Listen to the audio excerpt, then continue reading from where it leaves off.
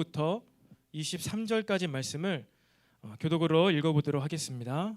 우리 마태복음 2장 13절부터 23절까지의 말씀을 교독으로 읽어보도록 하겠습니다.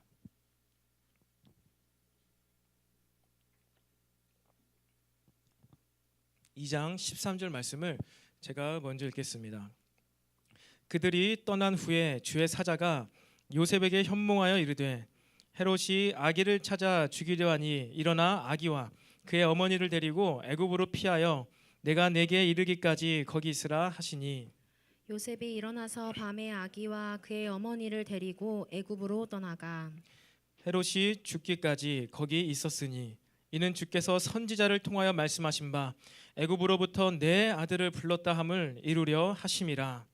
이에 헤롯이 박사들에게 속은 줄 알고 심히 노하여 사람을 보내어 베들레헴과 그 모든 지경 안에 있는 사내 아이를 박사들에게 자세히 알아본 그때를 기준하여 2살부터 그 아래로 다 죽이니 이에 선지자 예레미야를 통하여 말씀하신 바 라마에서 슬퍼하며 크게 통곡하는 소리가 들리니 라헬이 그 자식을 위하여 애곡하는 것이라. 그가 자식이 없으므로 위로받기를 거절하였도다 함이 이루어졌느니라. 헤롯이 죽은 후에 주의 사자가 애굽에서 요셉에게 현몽하여 이르되 아기와 그의 어머니를 데리고 이스라엘 땅으로 가라. 요셉이 일어나 아기와 그의 어머니를 데리고 이스라엘 땅으로 들어가니라. 그러나 아켈라오가 그의 아버지 헤롯을 이어 유대의 임금됨을 듣고 거기로 가기를 무서워하더니 꿈에 지시하심을 받아 갈릴리 지방으로 떠나가 함께 읽겠습니다. 나사렛이란 동네에 가서 사니 이는 선지자로 하신 말씀에 나사렛 사람이라 칭하리라 하심을 이루려 함이로라. 아멘. 네, 우리도 이 시간에 좌우에 또 앞뒤에 있는 지체들과 한번 이렇게 인사하며 권면해 보겠습니다. 성령 충만합시다. 시작. 네, 성령 충만합시다. 우리 한 번 더 매일 기도합시다. 매일 기도합시다. 매일 기도합시다. 우리 계속해서 마태복음을 통하여서 우리가 복음 메시지 말씀을 함께 나누고 있습니다. 여러분, 복음은 무엇입니까? 굿뉴스. 복음은 무엇이죠? 마음속으로 대답해 보십시오. 복음. 복음은 무엇입니까? 복음은 우리를 모든 죄에서 구속하시고 우리를 다시 살리신 예수님의 십자가의 사역, 그 기쁜 소식이 복음입니다. 그런데 복음은 거기서 끝이 아니에요. 거기서 끝이 아닙니다.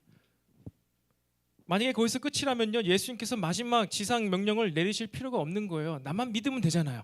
나만 믿고 죄 사함 받으면 된다. 그것이 복음의 전부라면은 그렇게 끝이 났을 텐데, 예수님께서는 지상 명령을 말씀하시면서 땅끝까지 복음을 증거하라고 하셨습니다.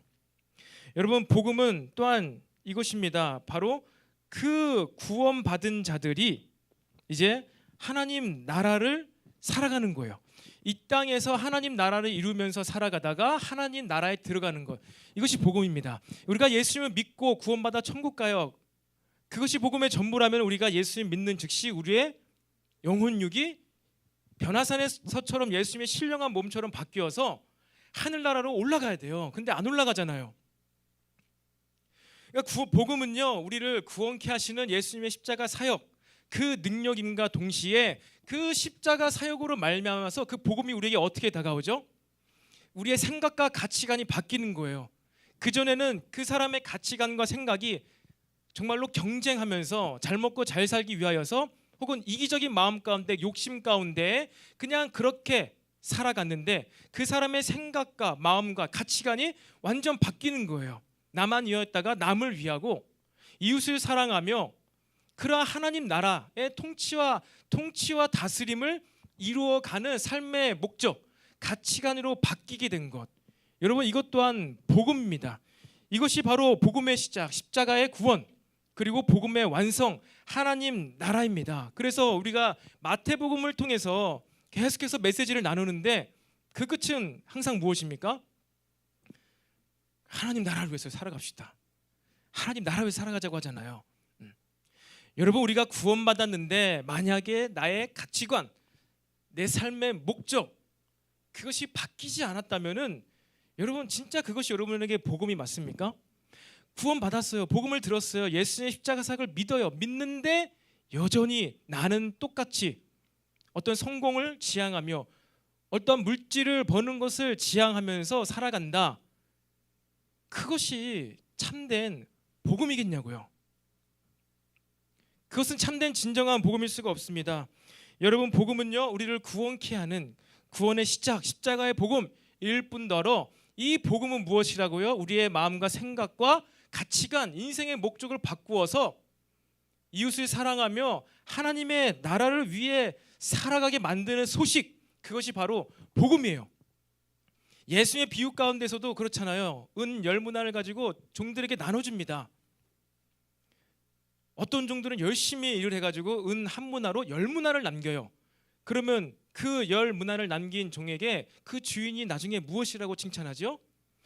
네가 10배 수익을 올렸으니까 대단하다. 1000%. 넌 일을 너무나 잘하네. 내가 이제 100문화를 남길게. 10,000문화를 한번 남겨봐라. 이것이 아니라 그 주인이 그에게 뭐라고 얘기하죠? 내가 너에게 10고를 다스릴 권세를 주겠다. 5문화를 남긴 종에게는 내가 너에게 5고를 다스릴 권세를 주겠다. 여러분, 이것은 무엇을 뜻할까요? 이것 또한 복음이에요. 복음. 무엇이에요? 우리가 이 땅 가운데서 살아갈 때 주님을 위하여서 충성스럽게 일하면서 사역하면서 교회에서의 삶뿐만 아니라 여러분의 모든 삶 가운데 그 가치관이 바뀌어서 주님을 위해서 살아갈 때 뭐가 있어요? 하늘나라에서의 보상이 있다는 거예요. 더 이상 이 땅에서의 내가 잘 먹고 잘 사는 것이 아니라, 장수하는 것이 아니라, 건강하게 멋진 모습으로 살아가는 게 소망이 아니라 영원한 하나님 나라에서 주님께서 주실 그 상급, 무엇인지 모르겠어요. 10골로 표현될 수도 있고 면류관으로 표현될 수도 있고, 하지만 상상할 수 없지만 여러분, 그것을 바라보며 이 땅 가운데서 내가 열심히 살아가는 것, 여러분, 그것이 복음입니다. 복음. 저와 여러분이 이 십자가의 복음에서 하나님 나라의 복음으로 여러분의 마음과 생각들이 점점 옮겨오게 되기를 간절히 소망합니다. 마태복음 전체의 이야기가 바로 그 복음이에요.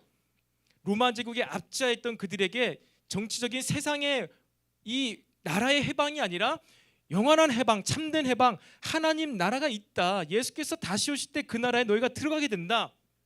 이게 마태복음 전체의 이야기라는 것이죠. 마태복음은 여러분 한 권의 책이에요. 한 권의 책. 여러분이 영화를 보거나 소설을 보거나 이야기를 볼 때 어떻게 봅니까? 처음부터 끝까지 그 이야기를 다 들어야지 이야기의 결론을 알잖아요. 결말을 알잖아요.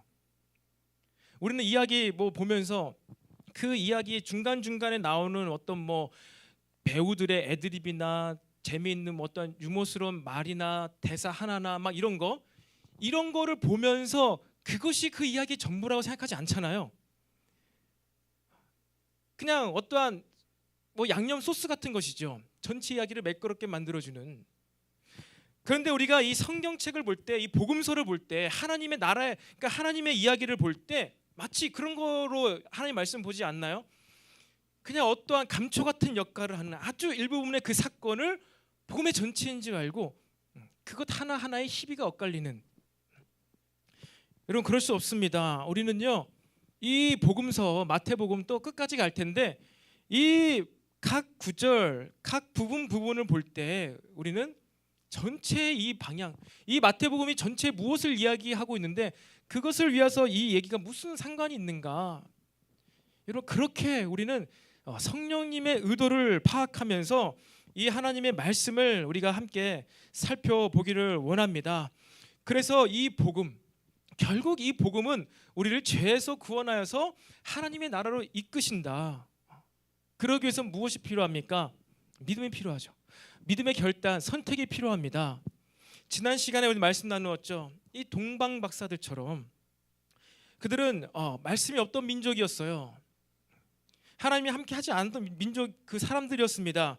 하지만 그들이 뭐예요? 인생길 가운데 고국으로 돌아가는 그 길 루트를, 여정을 바꾸었어요. 믿음으로 바꿨어요. 꿈의 지시하심을 받아서 헤롯에게 가지 말고 바로 고국으로 돌아가라. 이것이 바로 그들이 믿음으로 행한 일이었습니다. 그 꿈을, 그 감동을 소멸치 않고 그대로 행동을 했어요. 저와 여러분이 이처럼요, 삶 가운데서요, 믿음으로 계속해서 조금씩 믿음의 선택들, 오늘도 나와 이 여러 가지 선택지 가운데 나는 믿음으로 반응하리라, 그렇게 믿음의 선택으로 우리의 삶을 인도받는 저와 여러분이 되기를 간절히 소망합니다. 여러분, 하나님께서는요, 이스라엘 백성, 그러니까 이스라엘 백성 유대 민족, 그 이스라엘 땅 가운데 예수님을 이 땅 가운데 오게 하시기 위해서, 유대인의 남자애 그리고 가나안 땅, 그 이스라엘 땅 가운데 오게 하시기 위해서, 과거는 모르겠지만요, 아브라함 때부터 그리고 모세 때 하나님께서 이 모든 것을 계획하셨습니다. 예수님이 이 땅에 오시기 약 2150년 전에 아브라함에게 너는 이 우상 숭배하는 갈대아 우루 지방을 떠나서 내가 너에게 지시할 땅으로 가라. 그것이 어디예요? 가나안 땅이었어요. BC 2150년경에 하나님께서는 아브라함을 통하여서, 그의 후손을 통하여서 예수님을 그곳에 태어나게 하시려고 작정하셨습니다. 그런데 아브라함이 어떻게 해요? 믿음으로 순종하죠. 근데 어떻게 해요? 100% 다 순종하지 못해요. 하나님께 제사를 드리는데 그 새를 쪼개지 않고 제사를 드려버리는 거예요. 그래서 하나님께서 진노하시면서 어떻게 해요? 너의 후손들을 내가 이방에 400년이나 계기되게 하리라. 그래서 모세의 시대가 찾아온 것이죠. 모세가 그 민족을 구원하여서 히브리인들을 애굽 땅에서 이제 가나안 땅으로 들어가게 해야 되는 거예요. 하나님의 계획이에요. 하나님의 열 재앙을 통해서 그 일을 진행하시죠. 하지만 이 모든 과정 가운데에서 이 민족이 말씀을 안 듣잖아요. 불순종하잖아요. 다시 우리는 애굽으로 가고 싶어. 고깃국 먹고 싶어. 이 부추와 마늘과 이런 거 정말로 냄새나고 먹기 싫어.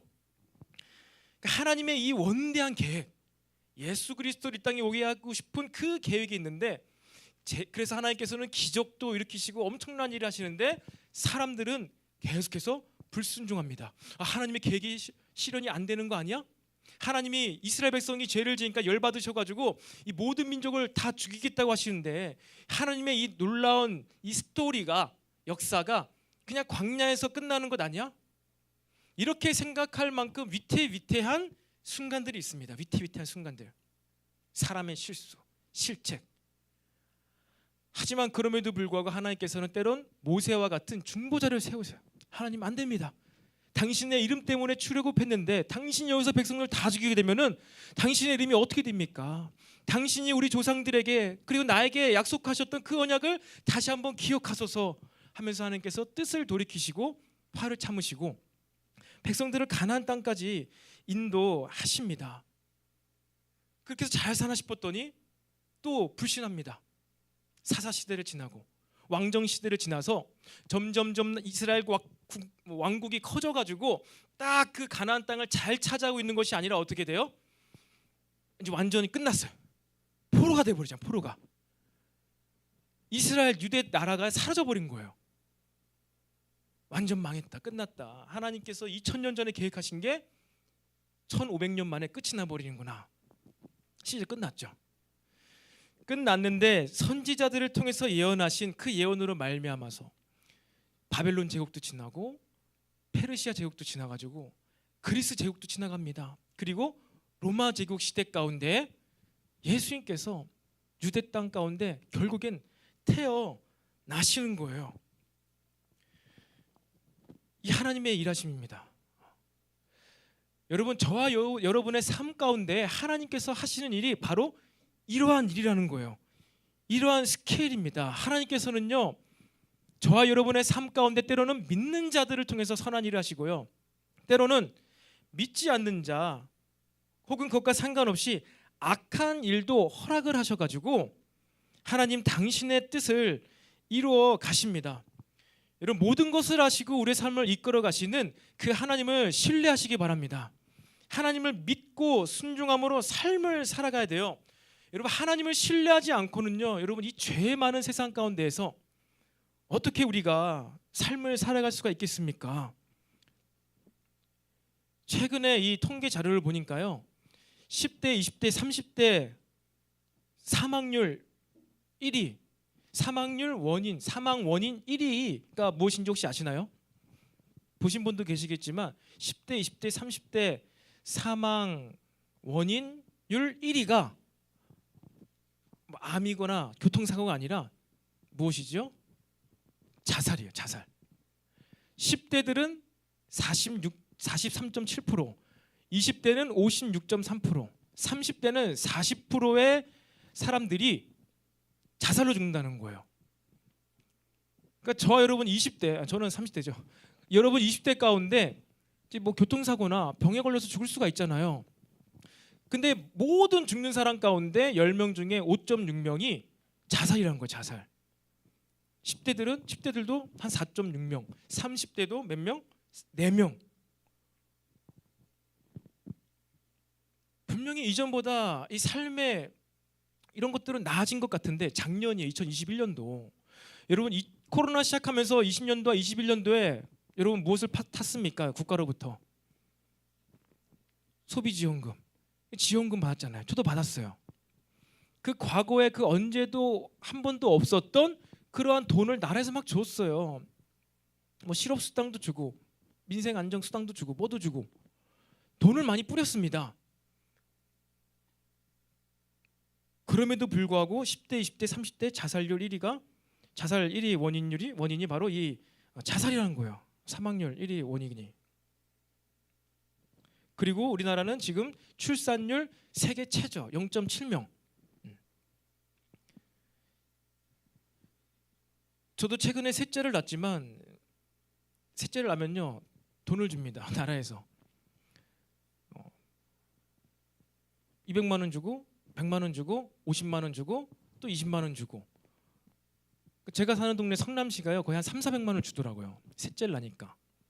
첫째 낳으면 한 200 얼마 주고요. 종류도 많아요. 셋째를 낳으면 한 300, 400만 원을 줍니다. 근데 출산율은 세계 최저. 반면에 우리나라의 그토록 어려웠던 시기 60년대, 70년대 복지가 하나도 없었던 그때는요. 자녀를 엄청 많이 낳았어요. 그 자녀를 왜 안 낳죠? 소망이 없으니까. 희망이 없으니까. 자녀를 낳고 내가 먹여 살릴 수가 없어. 자신이 없는 거, 희망이 없는 거, 소망이 없는 거. 이렇게 나라가 좋아졌는데 그러면 그 과거에는 어떤 소망이 있었길래 그렇게 아이를 많이 낳았을까요? 우리가 간과해서 안 되는 게 있어요. 여러분 60, 70년대는요. 우리나라에서 부흥 집회라면요. 아시잖아요. 여의도에 100만 명이 모였어요. 100만 명. 우리가 삶의 믿음과 소망과 희망을 발견할 수 있는 게요. 또 수당을 많이 받거나 좋은 직장, 좋은 직업, 내 삶의 환경이 나은 것으로 희망은요 우리한테 생기지가 않습니다. 그러니까 하나님을 믿는 그 믿음만이 우리에게 삶의 소망을 줍니다. 그것이 출산율로 나타나지 않습니까? 그리고 이 시대에 얼마나 기독교 교회가 영향력을 발휘하지 못하고 있지 않습니까? 그러니까 이 젊은이들이 희망이 없는 거예요. 실업수당도 주고 많이 막 도와주고 서울시도 많은 노력을 하던데 그럼에도 불구하고 자살을 한다는 것이죠. 제 근처에는 그런 사람이 없었어가지고 체감이 많이 안 됐는데 이 통계자료를 보면서 정말 우리가 소망이 없는 희망이 없는 시대를 살아가고 있다. 아무리 돈을 많이 준다고 출산 지원금을 많이 준다고 해도 우리에게 희망과 소망이 생기는 것이 아닙니다. 여러분 이스라엘 민족을 이끄셨던 이 하나님께서 저와 여러분을 동일하게 인도하신다는 그 믿음이 우리에게 필요해요. 그리고 그 믿음이 어디 가운데 주어집니까? 복음의 이야기, 복음의 스토리, 십자가의 복음부터 하나님 나라의 복음 이 이야기 가운데에서 우리는 하나님을 신뢰할 수가 있는 거예요. 그냥 교리나 내가 익히 알고 있던 그 내용의 복음이 아니라 말씀에서 한자 한자 사건 사람들을 통해서 알려주고 있고 소개해주고 있는 이 복음 이야기를 통해서 저와 여러분에게 이 믿음이 더욱더 부어지기를 간절히 소망합니다. 여러분 이 예수님의 탄생 과정 가운데서 오늘 계속 반복해서 기록하고 있는 말씀이 있습니다. 그것이 무엇일까요? 현몽하여 이르되 또 선지자들을 통하여 말씀하신 바라는 단어가 이 문구가 반복되어지고 있죠. 사랑하는 청년 여러분, 하나님께서는요 지금 이 요셉과 마리아 예수님의 가정 가운데 생기는 이 모든 일들을요 이미 알고 계셨습니다. 하나님께서는요 알고 계셨어요. 그 알고 계심 가운데 미리 아시는 것 가운데 하나님께서는요 이처럼 현몽하여 꿈에 나타나셔가지고 어떻게 해요? 선한 일을 행하십니다. 선한 일을 행하세요. 그리고 때로는 악한 일, 오늘 본문에서 등장하는 것처럼 2세 이하의 이스라엘 사내 아이들이 다 죽고 마는 이 슬픈 일이죠. 이 일은 하나님께서 직접 행하시진 않았죠. 헤롯 왕이 시킨 거잖아요. 하나님께서 직접 행하시진 않았지만 이러한 슬픈 일 또한 하나님께서 알고 계셨습니다. 여러분 이 시간 한번 다 함께 따라해 볼까요? 하나님께서 다 알고 계신다. 하나님께서 저와 여러분의 삶에서 경험되어진 그 부정적인 일들, 슬픈 일들, 눈물 흘렸던 그 일들을요 다 알고 계신다는 거예요. 알고 계십니다. 하나님께서는요 예수님께서 십자가에 못 박혀 죽어 가실 때 그때 침묵하셨어요. 예수님께서 뭐라고 하셨습니까? 하나님이여 나의 하나님이여 어찌하여 나를 버리셨습니까? 평생에 하나님의 음성을 들으면서 하나님께서 말씀하신 것만 행하셨는데 그렇게 음성을 듣고 사셨는데 그 십자가 상에서는 그 고통 가운데서는 하나님께서 아무런 말씀도 안 하시는 거예요. 그러니까 버림당한 느낌을 받는 것이죠. 하나님 나의 하나님 왜 나를 버리셨습니까? 어찌하여 나를 버리셨습니까? 하지만 침묵하셨지만 아무 말씀 없었지만 하나님께서는 그 예수님의 고통을 알고 계셨어요. 그 고통의 시간이 끝나자 어떻게 됩니까? 결국에는 하나님 아버지께서 그의 능력으로 예수님을요 3일 만에 부활의 첫 열매로 되살리셨습니다. 다시 일으키시고 어떻게 해요? 하늘 보좌에 앉히셨음을 믿으시기를 바랍니다. 여러분 하나님께서 모든 것을 알고 계십니다. 그리고 결국 우리에게 가장 좋은 것으로 주실 분임을 믿으시기를 바랍니다. 다시 한번 저를 따라해 볼까요? 자, 여러분 가슴을 펴시고 옆에 있는 사람을 좀 깨워주시면서 한번 이렇게 말해봅시다. 아버지께서 다 알고 계신다.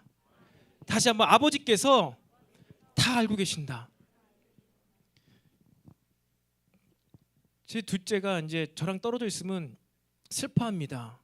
그래서 엊그저께는 통화를 하는데 이렇더라고요. 점심에 낮에 통화를 하는데 둘째가 이제 말을 막 좀 이렇게 하거든요. 전화로 이렇게 얘기하는 거예요. 제가 성대모사라면 여러분들이 고개를 떨구기 때문에 성대모사는 하지 않고 이런 얘기죠. 아빠 나 가다가 넘어져가지고 팔꿈치 찢어졌어. 팔꿈치 다쳤어. 아파. 아 그랬구나. 얼마나 아파. 밴드는 붙였어? 약은 발랐어? 엄마가 이렇게 해줬어? 응 엄마가 이렇게 해줬어.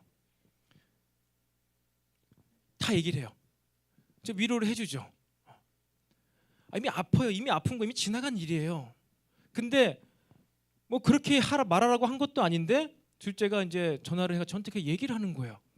왜 그걸 얘기를 할까요? 아빠한테 그걸 왜 얘기해요?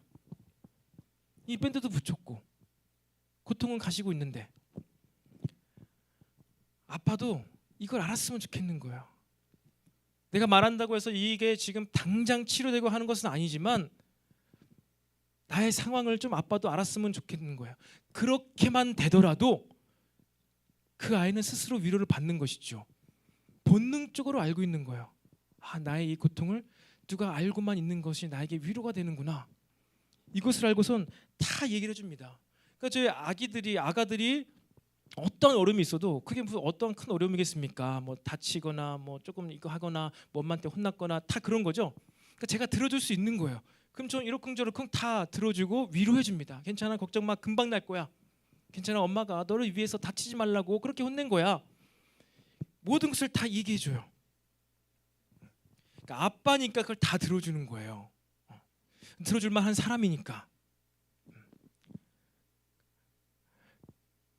그런데 참 이게 부모와 자녀 간에는 그렇게 되지만요, 부부 간에도 그게 쉽지가 않습니다.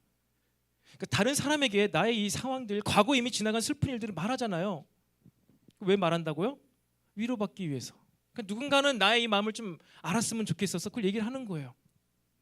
한 10몇 년 전에 이제 저희가 교제를 할 때 저는 중동에 있고 이제 영상 통화를 할 때인데 이제 아내가 그때 사역을 하고 있을 때였죠.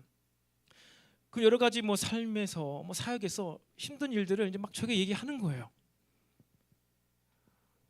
그럼 저도 이제 중동에 있으니까 또 영상 통화니까 좀 끊기고 또 잘 상황도 좋지 않고 잘 안 들리고 뭐 어떻게 해결할 수 없는 이야기를 저한테 하는 것이죠. 이게 아기들이 하는 얘기들은 뭐 약 발라주고 밴드 붙여주고 뭐 어쩌고 해주면 되는데 사역 얘기하고 삶의 복잡한 이야기하는 거 당장에 답을 줄 수가 없는 거예요.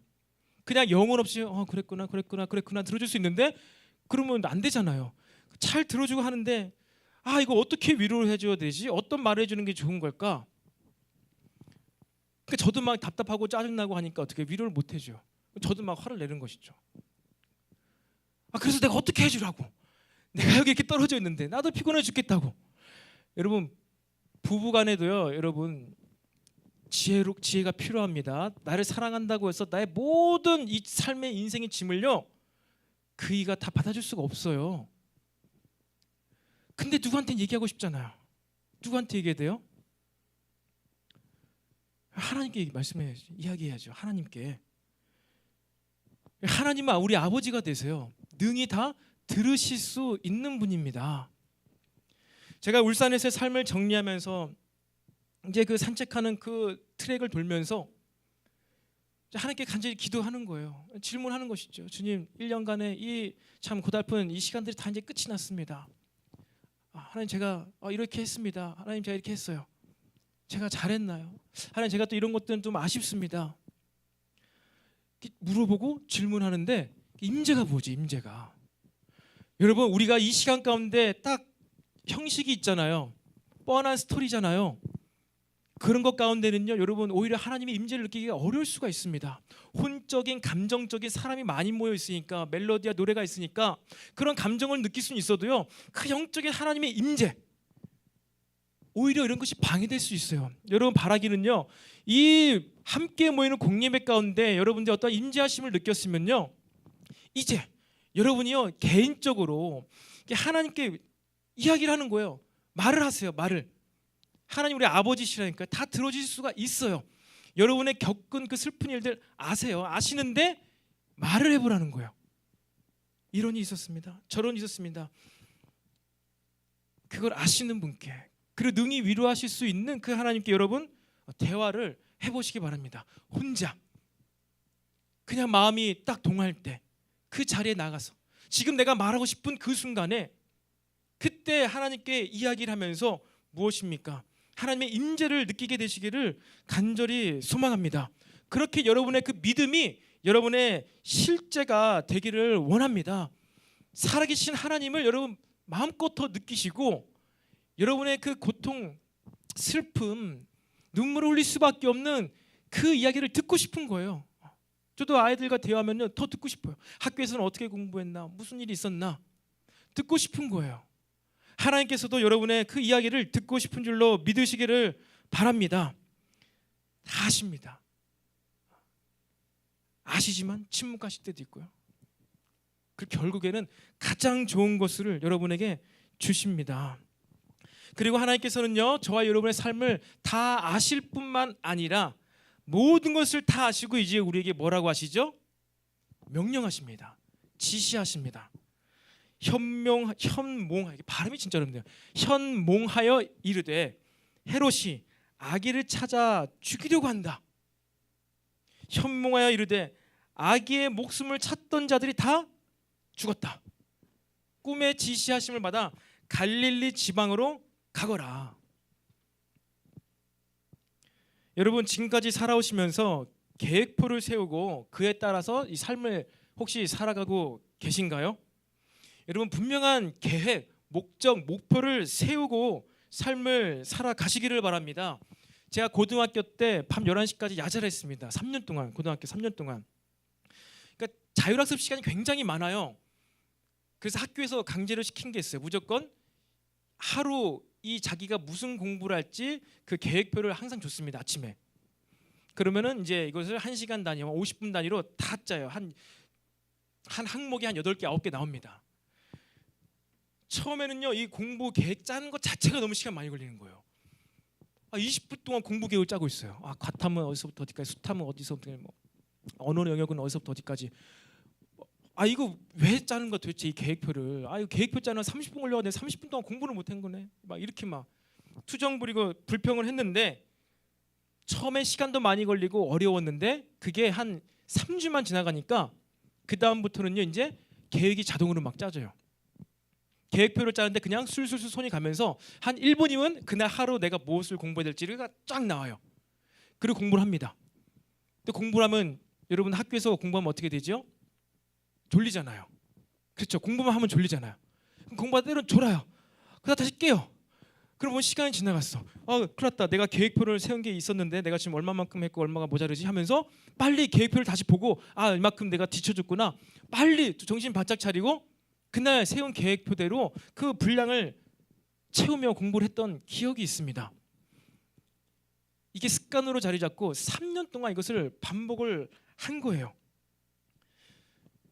여러분 마찬가지입니다. 공부도 하는 데 있어서 이렇게 계획을 세우고 해야만 그 계획한 공부를 할 수가 있는 거예요.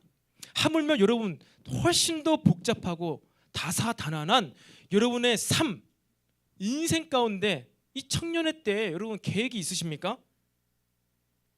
저희 리더십들과 MT를 가거나 하면요 항상 이거를 해요. 숙제를 내줍니다. 한 달 후에 이제 MT 가는데 그때까지 3년 후의 계획, 5년 후의 계획, 10년 후의 계획, 30년 후의 계획을 A4용지 2장으로 준비하시오.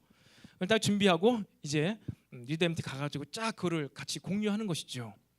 제가 함께 여러분과 신앙생활한 지 벌써 이제 6년째 아닙니까? 그래서 처음부터 함께했던 리더십들과 이렇게 계획표 세운 것들을 나누면요, 진짜 그 몇 년 전에 세웠던 계획들 그런 것들을 하나둘씩 이루어가면서 삶에서 변화와 성장이 있는 그런 지체들이 있다는 거예요. 학위를 따거나 자격증을 따거나 무엇을 만들거나 무엇을 하는 데 있어서 정말 이것이 가능할까라고 했는데 3, 4년이 지나니까 진짜 가능하더란 것이죠. 여러분 바라기는요 정말 기도하며 믿음으로 이런 삶의 계획을 세우시기를 바랍니다.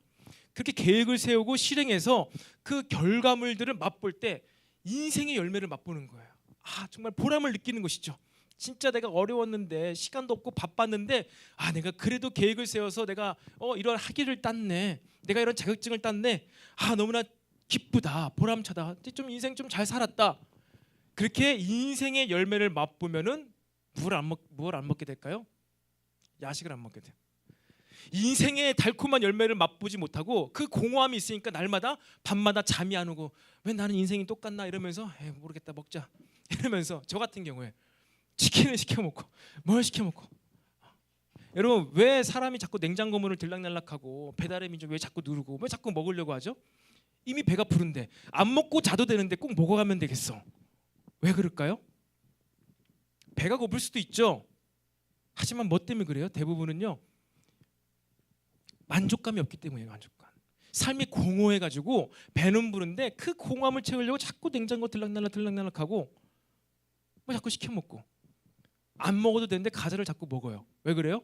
공허해서 이 내 감각을요 마비시켜야 되는 거예요. 다른 걸로 채워야 되는 거예요. 그것이 채워지지 않고는 내 마음의 공허함이 계속 찾아오기 때문에 야식을 먹는 것이지요. 여러분 야식의 맛을 맛보는 것이 아니라 여러분 삶의 열매를 경험하시기를 바랍니다. 여러분 이 계획해서 그것을 성취하고 이뤄가는 이 삶의 맛이 있다니까요. 열매. 인생의 열매를 맛보게 되시기를 간절히 소망합니다. 여러분 그런데 그렇게 계획한 대로 여러분들이 얼마나 삶을 살아오셨나요? 만약에 제가 계획한 대로 삶을 살아왔더라면요 저는 이제 고려대학교에 들어갔었어야 돼요. 그리고요 저는 삼성전자에 들어갔어야 합니다. 하지만 저는 다른 대학에 들어갔고요 다른 직장에 들어갔고 지금은 또 전혀 다른 일을 하고 있습니다. 그럼 뭐 계획 세울 필요 없네, 무계획이 상책이네, 기도만 하고 능력 받고. 대학에 들어가고 나서 제가 20년이 거의 이제 세월이 흘러가고 있는데요. 지금 돌아보면 정말로 그때마다 아슬아슬하게 이 하나님의 인도하심을 받아왔던 것 같아요. 하나님께서 아브라함을 선택하셔가지고 그 2150년 후에 오실 예수님, 그것을 이 이스라엘 민족을 통해서 준비했던 것처럼 그 과정 가운데 얼마나 아슬아슬한 게 많았습니까? 그 과정 가운데 저의 삶도 20년을 돌아봤을 때 여기까지 이 자리까지 오기까지 정말로 아슬아슬하다. 그 나의 실수도 너무나 많았다. 취업을 준비한 데도 있어서 다른 책으로 준비하고, 나는 이과인데 인문계 그 책으로 준비해가지고 적성검사 보러 갔는데 시험지를 딱 보고 나서 도형과 막 점이 나오는 거예요. 내가 잘못 책을 사서 준비를 했네. 완전 실수가 잘못한 거 실책한 거예요. 막 도형이 나오고 막 성냥개비 나오고 막 이거 이렇게 보고 저렇게 보면 도형이 몇 개입니까? 이거 물어보는데 나는 지금까지 지문만 보고 막 이렇게 내가 잘못 준비했네. 근데 그 잘못 준비한 회사에 지금 들어갔어요. 잘 준비한 회사는 다 떨어지고 잘못 준비한 회사에 들어갔어요. 개인적인 간증이지만요, 정말 저의 인생 가운데 위태. 근데 매번 그 순간순간마다 어떻게 해서든지 믿음의 선택을 하려고 노력을 했습니다. 때로는 믿음의 선택하지 못하고, 때로는 믿음의 선택을 하고.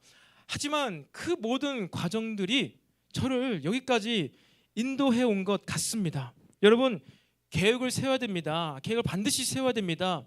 느헤미야서를 통해서 느헤미야가 어떻게 그 성벽을 다시 재건했습니까? 어마어마한 계획을 세웠어요. 다 계획을 세워야 됩니다. 그리고 무엇을 합니까? 기도를 해야죠. 하나님의 인도하심, 이러이러한 것들을 계획했는데 세밀하게 어떻게 인도를 받아야 되는가? 기도를 해야 됩니다. 그렇죠.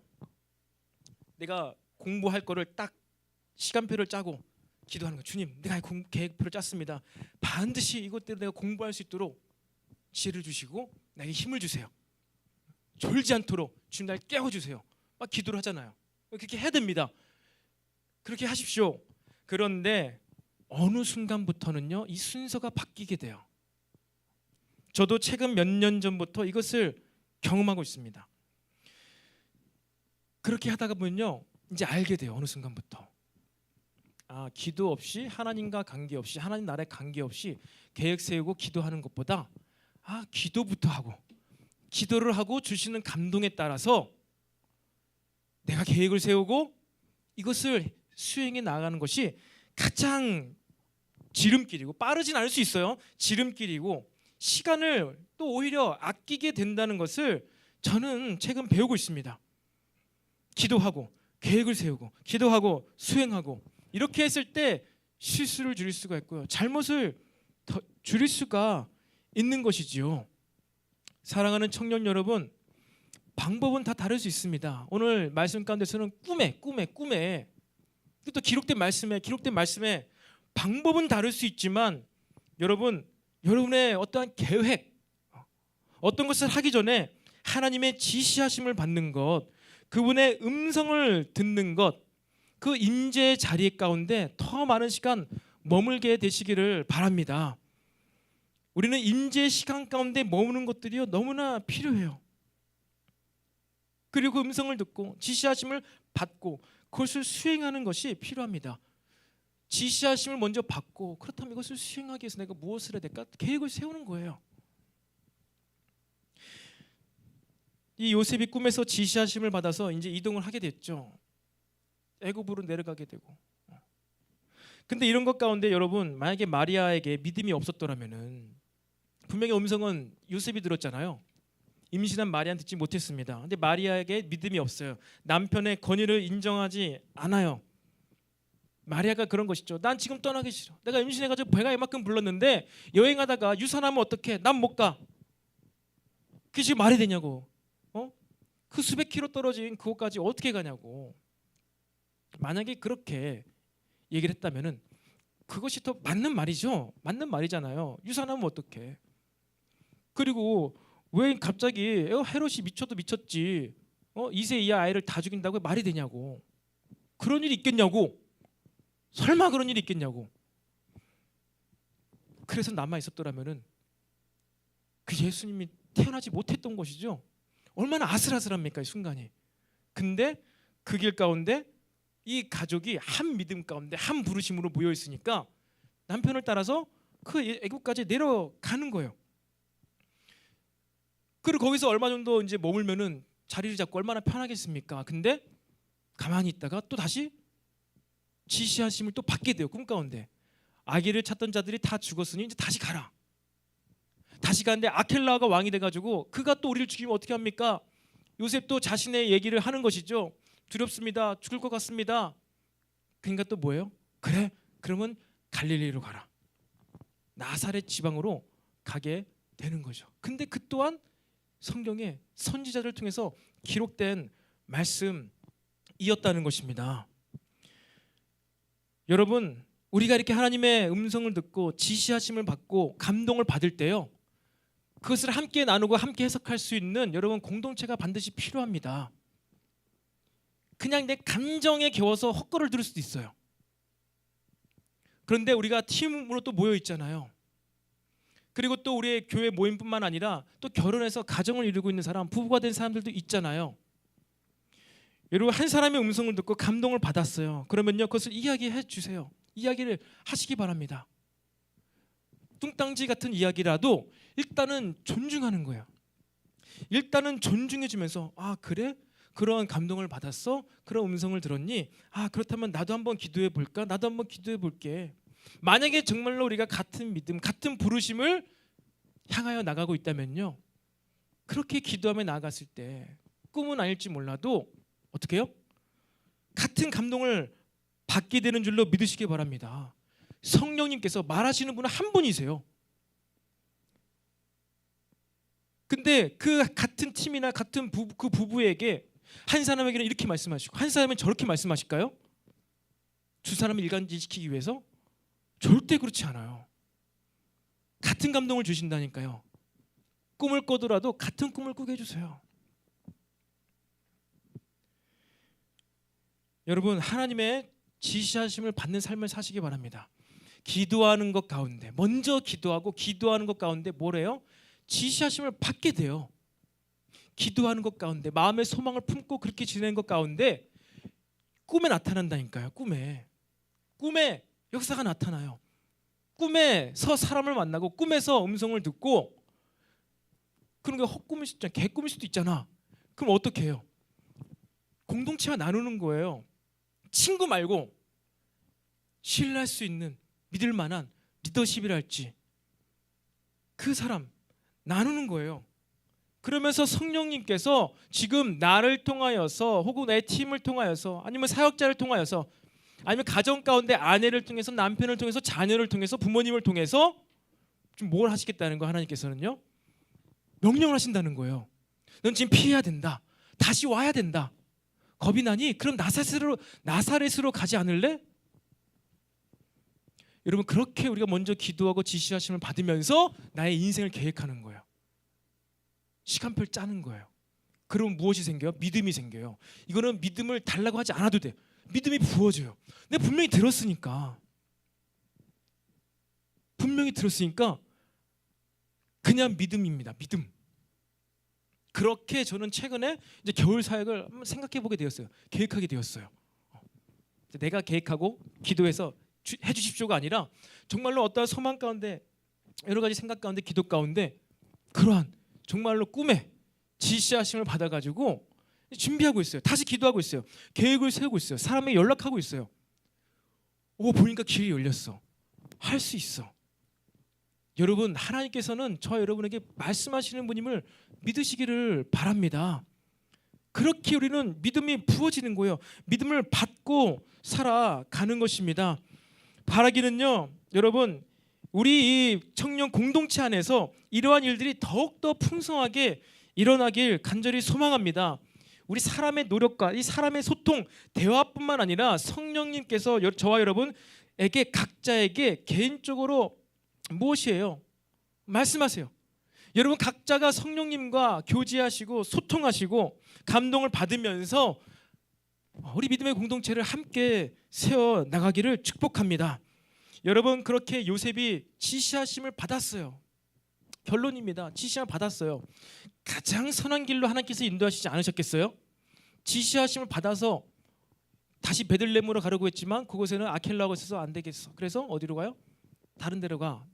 갈릴리 지방으로 가. 그래서 흘러간 곳이 어디예요? 나사렛입니다. 나사렛.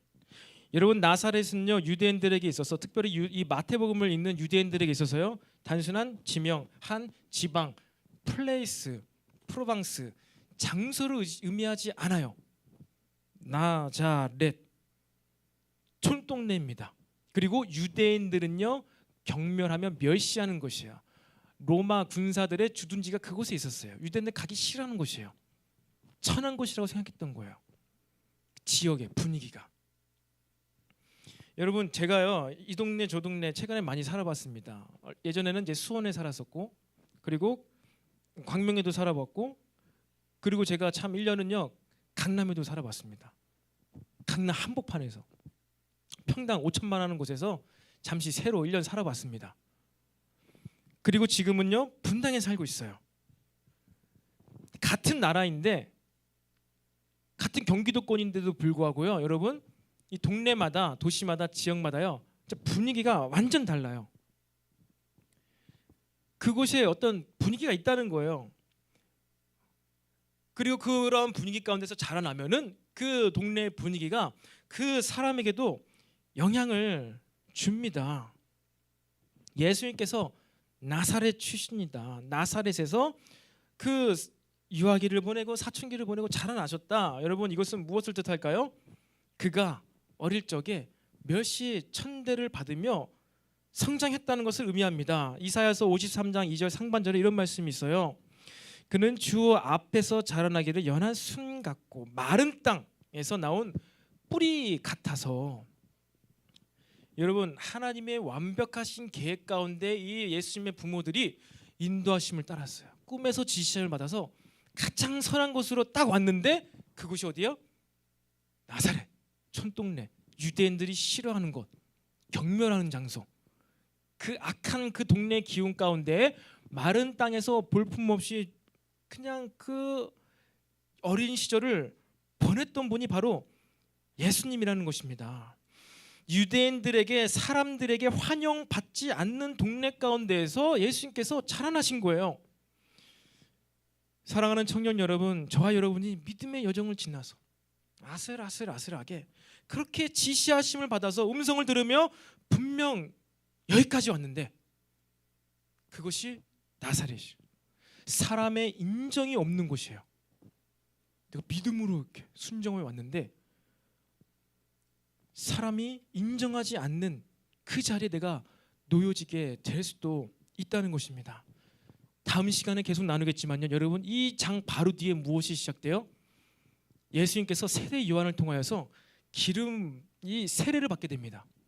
기름 부으심을 받는 거예요. 사람이 받는 세례와 다르지만 우리를 위해서 세례를 받으셨습니다. 하늘 문이 열리고 하늘에서 음성이 들리죠. 그리고 하나님의 뭐예요? 예수님의 뭐가 시작돼요? 사역이 시작됩니다. 사역. 예수님께서 하나님께 붙들리게 되고 놀라운 복음의 기적이 바로 이 세례 후에 성령 세례 후에 기름 부으심 후에 시작이 된다는 거예요. 여러분 기름 부으심을 더 사모하시기를 바랍니다. 기름 부으심. 여러분 오늘 예배 가운데서도 우리 청년부 예배가 기름 부으심, 어노인팅. 여러분 기름 부으심이 있지 않습니까? 성령님의 임재하심이 있지 않습니까? 저도 이제 내일 모레 안수 받고 기름 부으심을 받게 되는데요. 이것은 단순한 형식이 아닙니다. 절차가 아닙니다. 여러분 예수님께서 이렇게 그 부모들을 통하여서 믿음의 여정을 왔는데요. 그가 이것을 모든 것, 그 사람의 인정이 없는 건 나사렛 지방 출신임에도 불구하고 그가 이 모든 것을 돌파하여서 놀라운 새로운 능력의 사역이 시작된 게 무엇 때문에 시작된 거예요? 기름 부으심이에요. 기름 부으심. 여러분 기름 부으심을 더 사모하시기를 바랍니다. 성령님의 임재하심이 있는 그곳에서 기름 부으심을 받기 위해서 마음을 낮추시고요. 마음을 겸손하게 낮추시고요. 상한 심령 가운데 나오시기 바랍니다. 그렇게 했을 때 성령님의 임재하심 가운데 뭐가 떨어져요? 기름 부으심이 부어지는 거예요. 여러분 저와 여러분이 하나님의 나라의 사역을 하기 위해서는요. 기름 부으심이 필요합니다. 기름 부으심. 하나님께서 성령님께서 친히 안수하셔가지고 그 사람을 통해서 안수하셔가지고 기름 부으심을 받고 그 기름 부으심이 흘러 넘칠 때 사역의 능력이 나타나요. 그 사역 가운데 놀라운 이제 뭐가 더 느껴져요? 사람들에게 그 한 사람을 통하여서 인재가 느껴진 거예요. 하나님이 느껴지는 거예요. 여러분, 우리는요 이 기름 부으심으로 하나님의 사역을 감당케 되기를 바랍니다. 예수님의 사역이 이 기름 부으심 후에 세례 후에 이 사역이 시작된다는 것이 바로 그것을 이야기하고 있는 거예요. 그런데 그것까지 가기까지 그 전까지 이 무엇이 있어요? 나사렛 지방. 여러분의 믿음이 여정 필요합니다. 인내하면서 벗어나지 마시고요. 그 자리를 지키세요. 그런데 어떠한 자리요? 성령님이 임재하시는 그 자리. 하나님이 예배 받으셔서 하나님께서 함께 하시는 그 자리. 그 자리 가운데 사모하며 딱 하나님의 때가 찰 때, 예수님께서도 그 나이가 딱 차실 때 하나님께서 주권적으로 뭘 하신다고요? 기름을 부어버리세요. 나의 노력과 상관없이 하나님의 때가 찰 때 성령께서 우리에게 기름 부어주시고 우리 삶의 새로운 출발과 돌파가 나타나는 줄로 믿으시기를 바랍니다. 여러분, 기름 부심을 더 사모하시기를 바랍니다. 오늘도 예배 가운데 기름 부심이 있었던 것, 상한 심령 가운데, 낮아진 마음 가운데 먼저는 예배 인도하는 사람 가운데 그런 사람이 있을 수가 있었을 것이고, 예배에 참여하는 저와 여러분 가운데 그런 사람이 있었을 거예요. 그렇기 때문에 그 예배 가운데 이러한 기름 부심이 부어진다는 것입니다. 차 한 잔 앞으로 나오시고요. 저와 여러분의 이 믿음의 여정, 하나님의 음성에 따라 믿음으로 하나하나 선택하면서 오는 이 모든 여정, 아슬아슬합니다. 인내하심이 필요합니다. 하나님은 분명히 아시는 것만 같은데 침묵하실 때도 있습니다. 하지만 여러분, 이 모든 것 가운데 아무리 그 끝이, 그 마지막이 사람의 인정이 없는 나사렛과 같은 그 동네일지라도 하나님께서는 당신의 때에 반드시 여러분들을 기름 부으실 거예요. 그러니까 하나님의 임재를 느끼게 해주신다고요.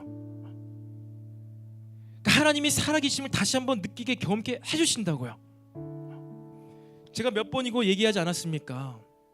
제 인생 가운데 3번의 방언을 받았다고. 그게 다 성령님의 임재하신 가운데 기름 부심을 받았던 것 같아요. 그 3번의 모든 시간은요, 예배 시간이었고요. 그 3번의 그 예배 시간에 저의 삶의 여정은요, 고3 때 수능 이제 대학을 들어가는 것을 앞두고, 그리고 20대 중반의 시기에 이제 신앙과 교회 방황을 할 때였고, 3번째는 이제 직장 생활하고 가정을 꾸리고 또 신학 공부를 막 시작했을 때. 어떨 때요? 피곤할 때죠. 그러니까 마음이 상했을 때요. 3번 다 다른 종류였지만, 3번 다 다른 종류였고 나이도 다 달랐지만 3번 다 정말 간절했을 때였었고, 인간의 한계를 딱 맞닥뜨렸을 때였어요. 그리고 피곤했을 때였어요. 그런데 그때 기도의 시간 가운데 방언이 터진 거예요. 그때 생각했을 때 저는 신기하다, 고3 때는 신기하다, 놀랍다라고 생각했는데, 지금 생각해 보니까 방언이 터질 때, 여러분 사도 바울이 사역할 때 왜 안수할 때 방언이 터집니까? 그가 안수할 때 뭐 입이 뻥 열리나요? 기름 부으심이 있다는 거예요. 성령 세례를 통해서 어노인팅이 되고 성령께서 임재하신 그 결과로 한 가지가 방언이 터지게 된 거예요. 지금 생각해 보니까 그때 방언이 터지고 새로운 방언을 받고 또 새롭게 방언을 하고, 그때마다 고3과 대학교를 들어가면서 돌파가 일어났고, 20대 중반에 신앙과 교회 방황할 때 돌파가 일어나고, 그리고 직장생활과 학업을 배우면서 그 피곤한 가운데 돌파가 일어나가지고 제가 여기까지 오게 된 거더라고요. 제가 막 열심히 하거나 공부를 잘하거나 막 이렇게 막 계획을 잘 짜서가 아니라, 저도 견디기 힘들고 막 졸고 있고 피곤하고 답답하고 답도 모르겠고, 그럴 때마다 한 번은 집회에서, 한 번은 속으로 어떤 모임 가운데, 한 번은 우리 교회 철야 예배 가운데 그때마다 기름 부으심을 통해서 삶의 돌파가 일어났다는 거예요. 바라기는요, 여러분 청년의 때 인생에 불확실하잖아요. 소망이 없잖아요. 아무리 돈을 퍼주어도 그것으로 여러분 소망이 생기지 않아요. 그래서 이렇게 자살하고 있는 이 땅 가운데 살아갈 때 여러분 다른 것 생각하거나 붙들지 마세요. 언제까지 불완전한 여러분의 계획, 여러분의 뜻, 여러분의 생각, 그토록 불완전한 여러분의 감정, 여러분의 의지만으로 삶을 살아가시겠습니까? 아무리 의지가 좋아도 여러분 사람이 살면서 한두 시간만 자고 살 수가 있겠습니까? 아무리 의지가 좋아도 한계가 온다니까요. 여러분들이 20대 30대 가면서 직장생활하고 가정을 꾸리면요, 한계가 와요. 그 한계 올 때 그냥 여러분 잠들어 버리겠습니까? 도망가겠습니까? 어떻게 하겠습니까? 진짜 하나님께서 여러분 선택하셨다면은 도망가봐야 소용없어요. 거기서 또 하나님께서 훈련시키실 거예요. 도망가는 게 답이 아닙니다. 단순히 내려놓는 게 답이 아니에요. 여러분의 삶의 한계를 맞닥뜨릴 때 단순하게 생각하지 마세요. 해야 되는가 말아야 되는가 이렇게 생각하지 마세요. 하나님께서 나에게 지금 뭘 원하실까? 대화를 하세요. 하나님 뭘 원하십니까? 내가 이만큼 해야 하는데 이런 것을 했는데 이런 것이 내가 너무 힘듭니다. 이런 것을 내려놓고 싶습니다. 그냥 마음에 딱 결정하게 하지 말고 대화를 하시라는 거예요. 대화를 하시면서 오늘 말씀과 같이 기름 부으심을 사모하게 되시기를 바랍니다. 기름 부으심을 받을 수 있는 방법은 무엇이에요? 기름이 부어지는 장소에 있어야 돼요. 그 몸을 파던 여인이 향료 옷값을 깨트렸어요. 그 예수님께서 그 장례 제사를 받으시고 이 여인이 행한 행동을요, 내가 다시 올 때까지 복음이 전파되는 그곳마다 이야기하라고 했습니다. 향료 컵이 털썩하고 깨졌어요. 그 제자들은, 주변에 있던 사람들은 뭘 느꼈을까요? 깨졌네, 300데나리온 날라갔네. 그것을 느낀 게 아니라 그냥 본능적으로 감각적으로 뭘 느껴요? 향기를 맡는 거예요. 향기. 그 여인의 희생, 그 여인의 헌신, 눈물겨운 헌신, 너무나 값진 헌신이고 고통스러울 수도 있는 그 헌신인데 그 한 사람이 그렇게 헌신하고 그것을 깨트려 버리니까 다른 사람들은 뭘 느껴요? 향기를 느껴요. 향기. 그 향기를 판단하지 않는 자들은 그걸 마음껏 느껴요. 근데 그 향기를 자꾸 판단하는 자들은 이것으로 내가 구제를 할 수가 있는데, 이것으로 뭘 할 수 있는데, 그 임재를 느끼면 되는데, 그 향기로운 향수를 맡으면 되는데 애써 막 이성을 발휘해가지고 그 임재를 막 뿌리쳐. 그 기름 부심 막 걷어내고 있어. 그러니까 가룟 유다가 주의 나라 일에 동참치 못하게 되는 거예요. 임재가 부어지는 장소에 있어도 생각으로, 판단으로 임재를 몰아내. 반면에 많은 여인들과 그 제자들은 그 향기를 느꼈을 거예요. 기름 부으심을 받고 그 향기를, 달콤한 그 향기를 느끼면서 어떻게 됩니까? 이제 그 사람들을 통해서 바로 그 기름 부으심과 그 향기가 전파된다는 것입니다. 사랑하는 청년 여러분, 하나님께서 반드시 하나님의 때에 저와 여러분에게 임재하시고 성령으로 인치시고 기름 부으실 줄로 믿으시기를 바랍니다. 우리는 그때를 믿음으로 기다리는 거예요. 비록 중간중간에 나사렛 지방에 머물게 되는 시즌이 있을지도 모르겠습니다.